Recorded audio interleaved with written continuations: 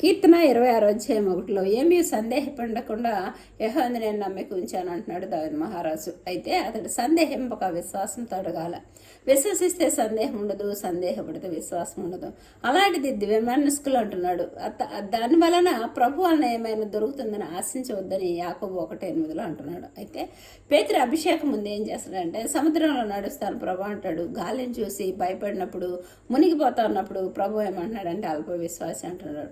పరలోక తాళాలు ఇచ్చిన పేతురికి ప్రభు నీ రక్షణ కార్యం దూరం అవ్వాలి అంటున్నాడు. కానీ తన చిత్తంలోనికే నడుస్తున్నాడు. ఎప్పుడైతే అభిషేకం వచ్చిందో చెరసాల్లో వేస్తామంటే ఏమంటాడంటే దేవుని మాట వింటకంటే మీ మాట వింటే శ్రేష్టం అంటున్నాడు. అప్పుడు పరిశుద్ధాత్మ అభిషేకం మాత్రమే పరిపూర్ణ విశ్వాసంలోనికి నడిపించింది. అడుగుడే మీకు ఇవ్వబడిన అడుగు వారికి పరిశుద్ధాత్మ ఉచితంగా ఇవ్వబడుతున్నా అంటున్నాడు. కాబట్టి ఇప్పటి వరకు ఎన్నో సంవత్సరాల ప్రార్థన వల్ల నీకు ఏమి ఫలితం లేదేమో. అభిషేకించే ప్రభువాను నీ కాడు విరగొడబడితే ద్వారాలు తెరవబడతాయి.